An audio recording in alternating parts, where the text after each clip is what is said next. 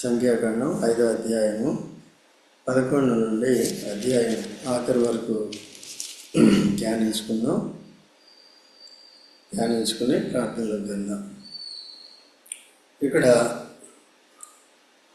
దేవుడు మోషే ద్వారా ఇంకొక కట్టడనిచ్చాడు.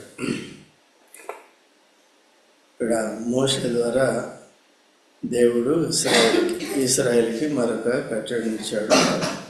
ఆ కట్టడి ఇప్పుడు కొత్త నిబంధన భక్తులకి మనకు ఇలాగా సరిపడుతుందో ఆ విషయం కూడా చూసుకుని మనం కూడా జాగ్రత్తగా ఉండేది నేర్చుకోవాలి. ఏమిచ్చాడంటే ఇక్కడ ఒకని భార్య త్రోవ తప్పి వానికి ద్రోహము చేసిన ఎడల, అనగా వేరొకడు ఆమెతో శయనించిన ఎడల, ఆమె భర్తకు ఆ సంగతి తెలియబడక వాని కనులకు మరుగైయుండి ఆమె అపవిత్రపరచబడిన తనటకు సాక్ష్యము లేకపోయినను, ఆమె పట్టుబడకపోయినను, వాని మనసులో రోషము పుట్టి అపవిత్రపరచబడిన తన భార్య మీద కోపపడిన ఎడల, లేక వాని మనసులో రోషం పుట్టి అపవిత్రపరచబడిన తన భార్య మీద కోపపడిన ఎడల, ఆ పురుషుడు యాజకుని యొద్దకు తన భార్యను తీసుకుని వచ్చి ఆమె విషయము తూమెడు యవల పిండిలో 10వ వంతును తేవలను. వాడు దాని మీద తైలము పోయకూడదు, దాని మీద సాంబ్రాణి వేయకూడదు. ఏలయనగా అది రోష విషయమైన నైవేద్యము, అనగా దోషమును జ్ఞాపకం చేసుకునేకై జ్ఞాపకార్థమైన నైవేద్యము.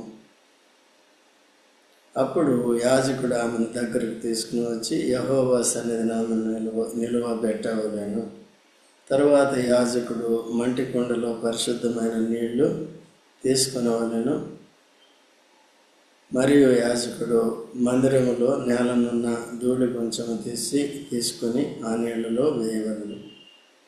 తరువాత యాజకుడు యెహోవా సన్నిధిని ఆ స్త్రీని నిలవబెట్టి ఆ స్త్రీ తల ముసుకుని తీసి రోష విషయమైన నైవేద్యమును, అనగా ఆ జ్ఞాపకార్థమైన నైవేద్యమును ఆమె చేతిలో ఉంచవలను. శాపము పొందించు చేదు నీళ్లు యాజకుని చేతిలో ఉండవలను. తర్వాత ఇక్కడ మనం చూసినప్పుడు ఇశ్రాయేలీల్లో భార్యాభర్తలు పెళ్లి చేసుకున్నవారు, భార్య ఒకవేళ నమ్మకస్తురాలైతే వేరే పురుషునితో పురుషునితో అక్రమ సంబంధం పెట్టుకున్నట్లయితే, తద్వారా అపవిత్రురాలైతే చేయవలసిన విధి విధానం అంతా కూడా ఇక్కడ దేవుడు తెలియచేస్తున్నాడు. అది పురుషునికి రోషాన్ని పుట్టిస్తుంది అన్నమాట.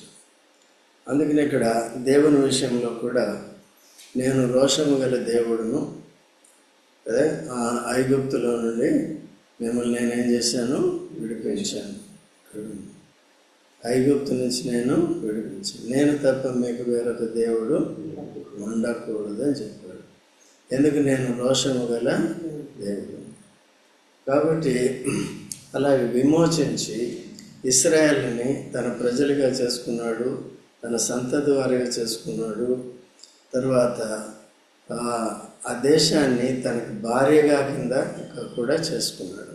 ఇశ్రాయేల్ జనాంగాన్ని అంతటినీ దేవునికి భార్యగా కదా. ఇది పరిభాషలో మాత్రమే వర్తిస్తుంది, కానీ ఇది లైంగికంగా కాదు. దేవుడితో ఉండేది పవిత్ర బంధమే కానీ అపవిత్రమైన బంధం కాదు.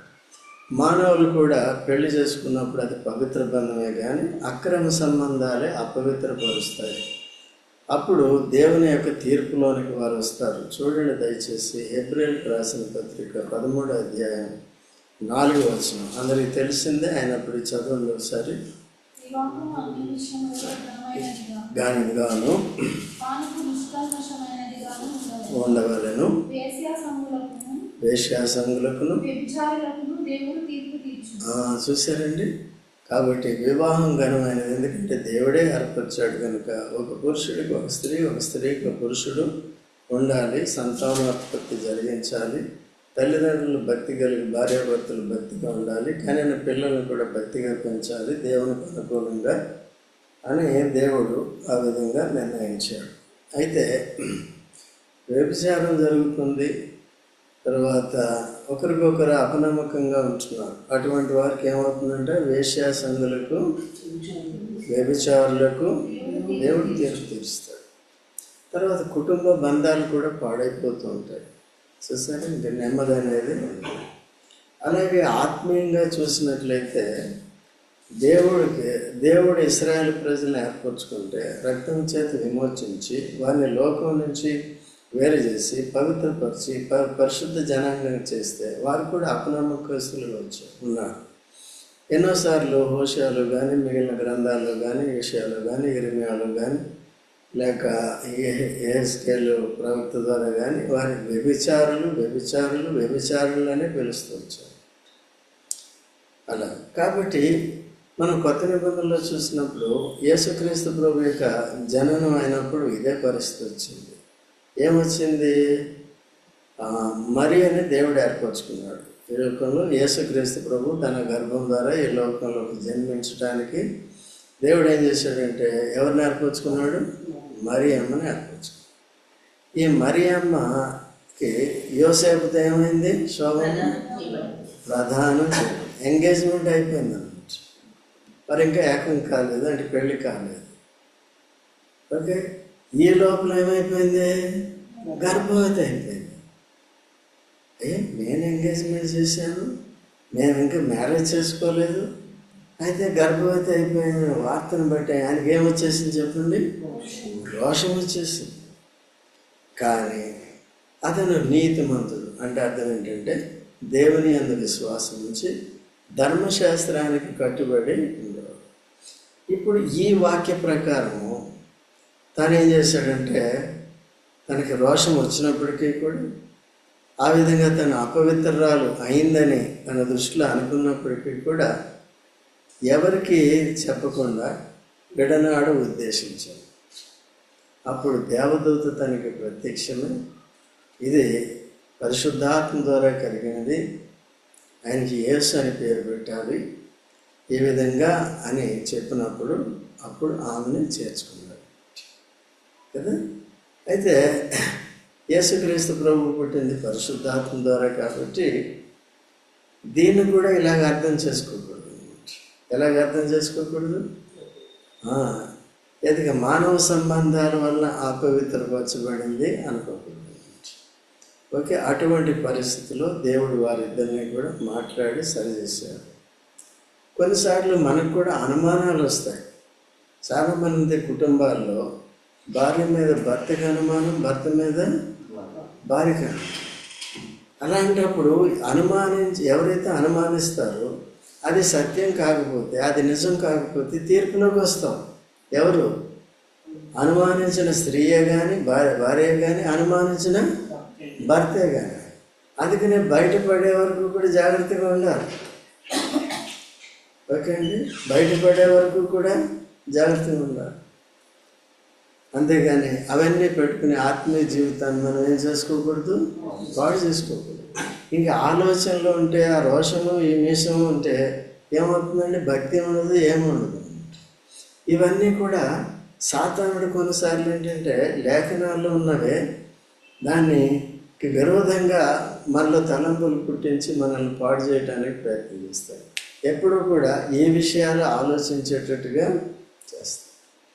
ఆలోచనలో మనం తప్పిపోయినప్పుడు జాగ్రత్తగా ఉండాలి, తీర్పులో కూడా వస్తాం. అది భార్య అయినా సరే, భర్త అయినా సరే తప్పు చేసినప్పుడు దేవునికి అప్పచెప్పాలి. మనకు తెలియనప్పుడు అప్పచెప్పాలి, చేస్తాం. కొన్ని సందర్భాల్లో ఇటువంటి కేసులు రియల్గా కూడా జరిగినవి ఉన్నాయి, ఇప్పటికే ఉంటాయి.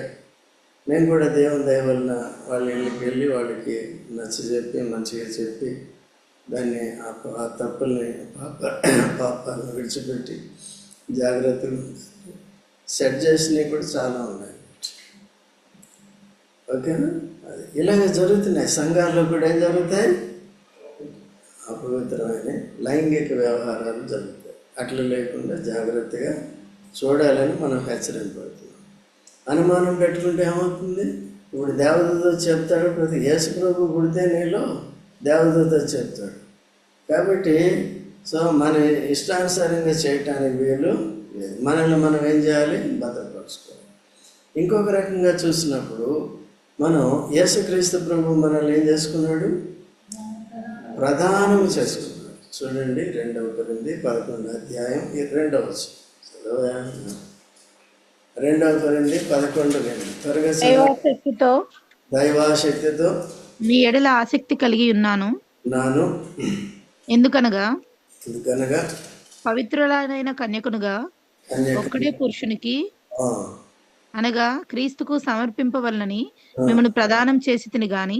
చూసారా, సువార్త ద్వారా ఏమయ్యామంటే సువార్తను ద్వారా యేసుక్రీస్తు ప్రభుని అంగీకరించి రక్షకుడిగా ప్రభువుగా అంగీకరించి యేసు రక్తంలో కడగబడిన మనము ఆత్మీయ విషయంలో ఎవరికి భార్య అయ్యాం? ఇప్పుడు ఇంకా భార్య అంటే మధ్యాకాశంలో భార్య అవుతాం.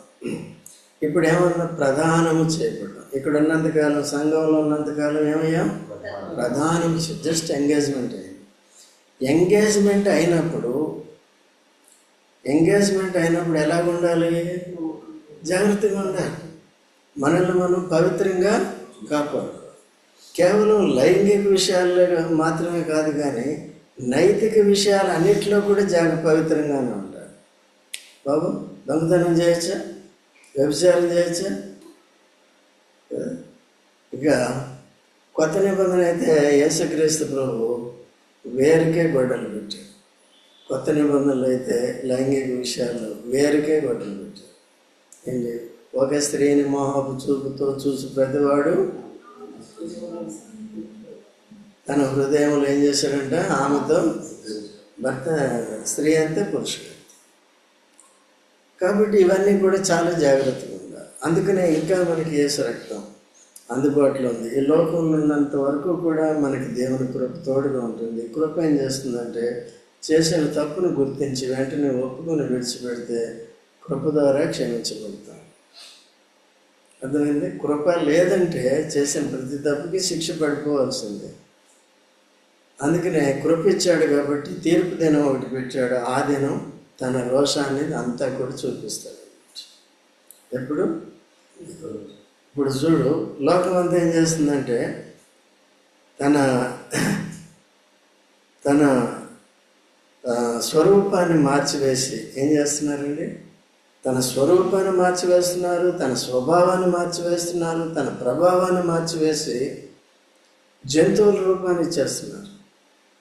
తల్లిదండ్రులకు పుట్టిన మానవ మాతృలుగా పోలికగా చేసి దేవుణ్ణి తగ్గించేసి ఏం చేస్తున్నారు?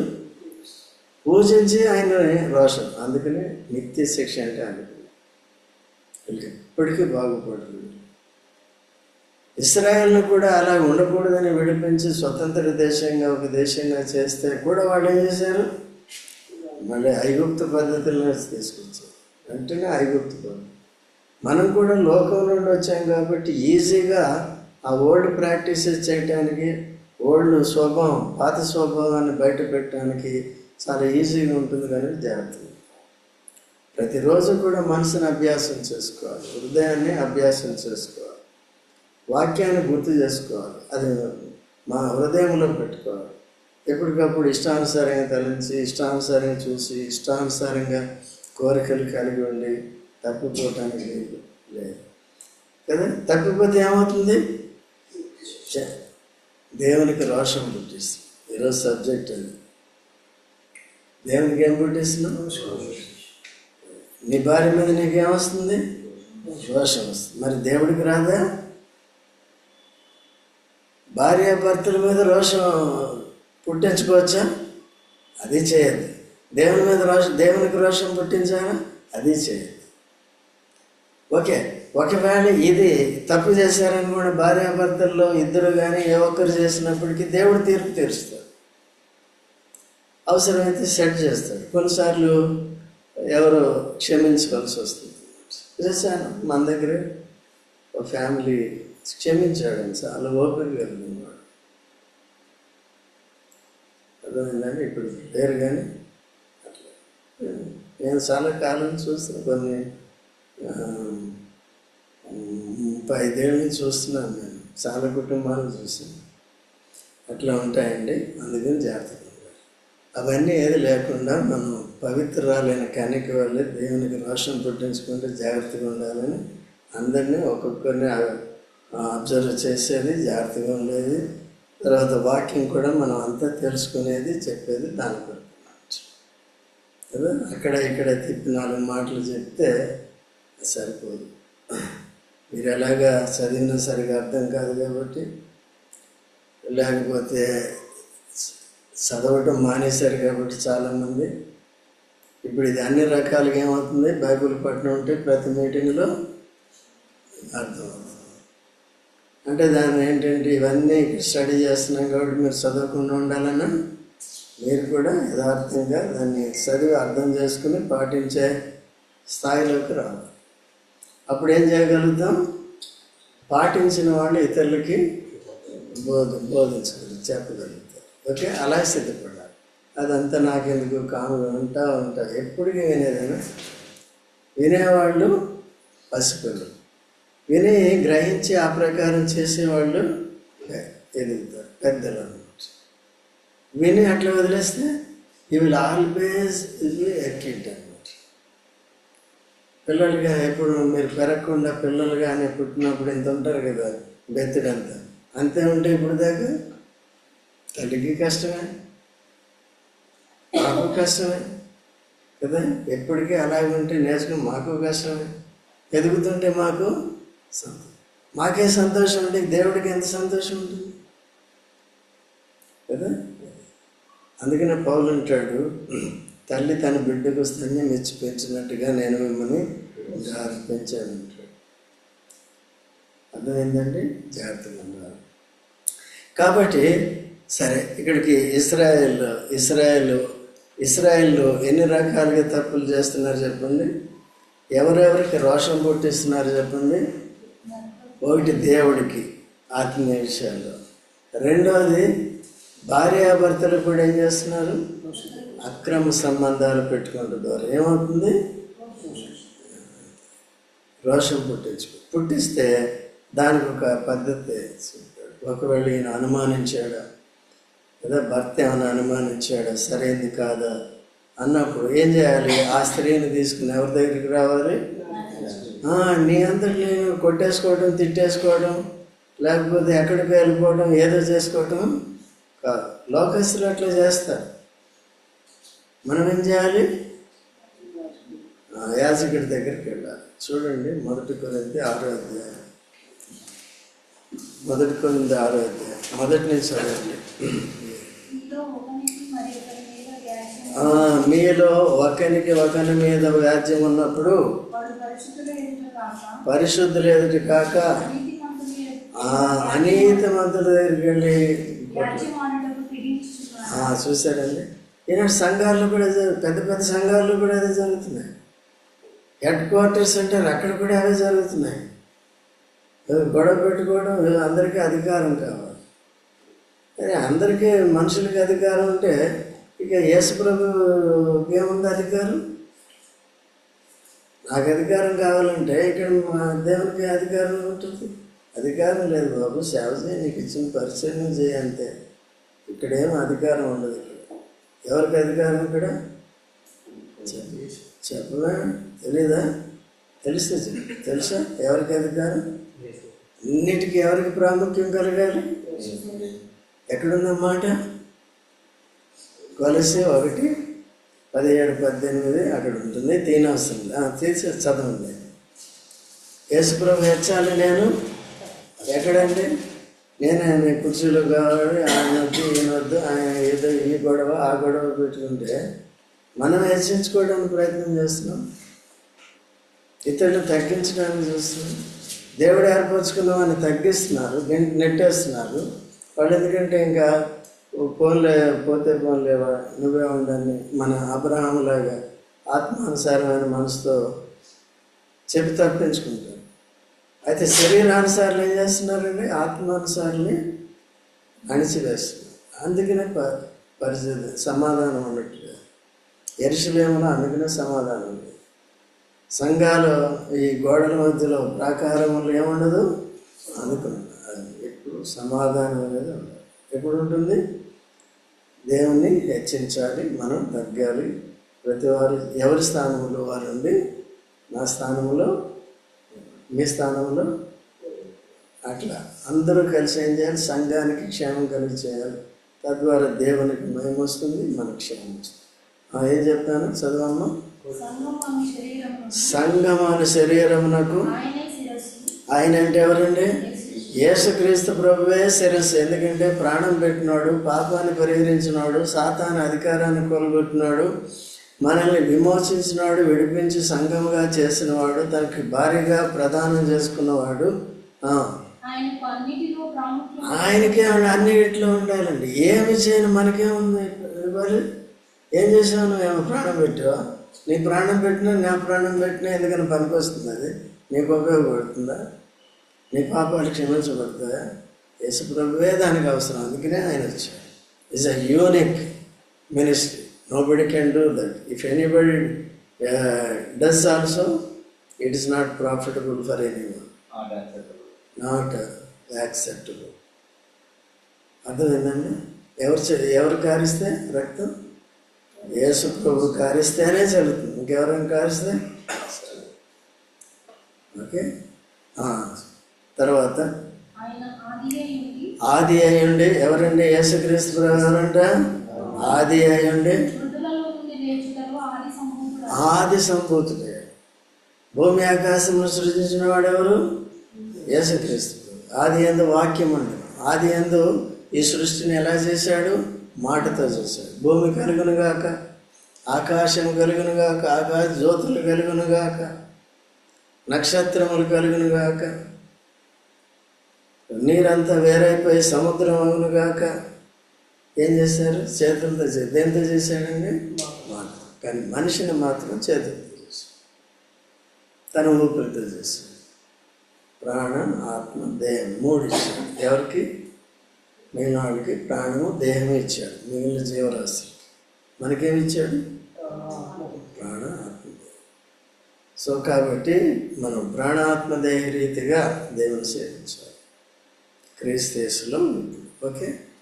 కాబట్టి ఆయన మృతుల్లో నుండి లేచటి ధర ఏమయ్యాడండి? ఆది సంభూతుడయ్యాడు. ఇంగ్లీష్లో ఏముంది? ఎన్నో వచనము? 18 చదువు. కొలోసియన్స్. ఇక్కడికి వచ్చి మబ్బుగా ఉండకూడదు, యాక్టివ్గా ఉండి తీయాలి. 1:18. And he is the head of the body. He is the head of the body అంటే సంఘానికి ఆయన శిరస్సు. The church. Who is the beginning, the firstborn from the dead, that in all things he might have the preeminence. కదా. ఈ ప్రకృతి సృష్టించడానికి ఆది ఎవరు? మృతుల్లో నుండి తనంతటి తాను తిరిగి లేచట్లు ఎవరు? తిప్పొద్దు, పెన్ను తిప్పొద్దు.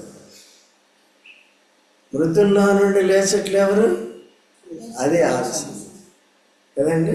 సృష్టించిన వాడు తానే ప్రాణం పెట్టి సంఘం కొరకు తిరిగి లేచిన వాళ్ళు కూడా ఎవరండి? అందుకనే ఆది సంభూతుడు. ఎప్పుడు ఆది సంభూతుడయ్యాడు? Not only when he created all the creation, physical creation, natural creation, but when he rose up again from the dead, అప్పుడు ఏమయ్యాడండి? ఆది సంభూతుడు. ఎందుకంటే అన్నిట్లో ఆయనకే. మరి అట్లా ఉంటుందా? అందుకనే అక్కడే అల్లరి ఉంటుంది, అక్కడే సమాధానం కావాలి. సమాధానం కావాలంటే ఎలా వస్తుంది? ప్రార్థన చేస్తూ వస్తుందా? పాస్టర్ ప్రార్థన చేస్తూ వస్తుందా? తగ్గించుకుని ఎవరి స్థానంలోకి వాళ్ళు వచ్చారు. తప్పులు ఒప్పుకోవాలి. ఇశ్రాయేల్ అందరూ అలా చేస్తేనే కదా దేవుడు కనికరించి మళ్ళీ వాళ్ళని వాడుకున్నాడు కదా. ఇష్టానుసారంగా ప్రవర్తించినప్పుడు చెట్లోకి పంపేశాడు కదా. అందుకని అట్లే నలగకూడదు. చూసి ఎందుకంటే దేవుని ఆత్మ నరులతో ఎల్లప్పుడూ కూడా ఏం కాదంట, వదిలేసి కొన్ని రోజులు వదిలేస్తారు. సో మనం ఆ జాబితాలో లేకుండా వాక్యాలు నేర్చుకుని జాగ్రత్తగా ఉండాలి. మళ్ళీ వెనక్కి రండి, టైం అయిపోతుంది. కాబట్టి 20వ వచనం చదవండి. 5:20. నీవు నీ భర్తకు ఆధీనురాలైనప్పుడు నీవు త్రోవ తప్పి అపవిత్రపరచబడిన ఎడల, అనగా నీ భర్తకు మారుగా వేరొక పురుషుడు నీతో కూటం చేసిన ఎడల, 22వ వచనం, శాపము కలుగు చేయు నీళ్లు నీ కడుపు ఉబ్బునట్లును నీ నడుము పడినట్లును చేయుటకు నీ కడుపులోనికి పోవునని చెప్పి యాజకుడు ఆ స్త్రీ చేత శపథ ప్రమాణం చేయించిన తర్వాత ఆ స్త్రీ ఆమెనని చెప్పవలేదు. చూసారా? కాబట్టి ఆమె ఏం చేయాలి? ఒకవేళ చెప్పేస్తే మంచిది. ఏం చేయాలి? తప్పు చేస్తే ఏం చేయాలి? చేసేటప్పుడు సిగ్గు ఉండదు, కానీ పట్టుబడినప్పుడు సిగ్గు వస్తుంది. ఇప్పుడు కూడా ఏం చేస్తారు? తలకి పోలీసులు ముసుగులు కట్టేస్తారు. లేకపోతే వాళ్ళు ఏం చేస్తారు? వాళ్ళకి ఏమి ఉండనప్పుడు ఈ పట్టుబడిన దొంగలు కానీ వ్యభిచారులు వీళ్ళందరూ ఇట్లా కప్పుకుంటారు. ఎందుకు? చేసినప్పుడు సిగ్గు లేదు. ఎప్పుడు వచ్చింది సిగ్గు? ఎందుకదే సీరియస్గా ఉండే, ఎందుకు మంచిగా యాక్టివ్గా ఉన్నాం కదా. ముందు సిగ్గుపడితే ఆ తర్వాత పరిణామాలు ఎలా ఉంటాయో దానికి భయపడి జాగ్రత్తగా ఉంటే మంచిది కదా. అట్లా కొన్నిసార్లు నీతిమంతులకు కూడా ఇటువంటి పరిస్థితులు వస్తాయి. మరీ నీతిమంతురాలు కదా, అయినా అనుమానించాడు కదా అయ్యగారు. దేవుడు పరిష్కారం చేశాడు కాబట్టి సరిపోయింది. ఓకేనండి. అట్లా కాసేపు నీళ్ళల్లో బూడిద కలిపి ఏం చేయాలి? తాగాలి. కడుపు ఉబ్బితే తప్పు చేశాడు. అర్థమైందండి. తర్వాత శాపం 24 వచనం చదవమ్మా. శాపము కలుగజేయు ఆ చేదు నీళ్లను ఆ స్త్రీకి త్రాగిపోవలెను. శాపము కలుగజేయు ఆమెలోనికి చేదు పుట్టించు. మరియు యాజకుడు ఆ స్త్రీ చేతి నుండి దోష విషయమైన ఆ నైవేద్యము తీసుకొని యెహోవా సన్నిధిని ఆ నైవేద్యమును అల్లాడించి బలిపీఠం వద్దకు దాన్ని తేవలేదు. తరువాత యాజకుడు దానికి జ్ఞాపకార్థమైనదిగా ఆ నైవేద్యంలో నుండి పిడికెడు తీసి బలిపీఠము మీద దాన్ని దహించి ఆ నీళ్లు ఆ స్త్రీకి త్రాగింపవలేదు. అతడు ఆమెకు ఆ నీళ్లు త్రాగించిన తరువాత జరుగునది ఏదనగా, ఆమె అపవిత్రపరచబడి తన భర్తకు ద్రోహము చేసిన ఎడల శాపము కలుగజేయు ఆ నీళ్లు చేదై ఆమెలోనికి చేరిన తరువాత ఆమె కడుపు ఉబ్బును, ఆమె నడుము పడిపోవును. ఆ స్త్రీ తన జనుల మధ్య శాపమునకు ఆస్పదంగా ఉంది. చూసారండి ఎంత జరుగుతుంది. ఆ నీళ్లు తాగిన వెంటనే ఆమె అపవిత్రాలైతే, పాపం నిజంగా చేసినట్లయితే ఏమవుతుంది? కడుపు ఉబ్బిపోతుంది, నడుము పడిపోతుంది. That is a sign that ఏమైంది? ఆమె శాపగ్రస్తురాలు. ఆమె తప్పు చేసింది, పాపము చేసింది.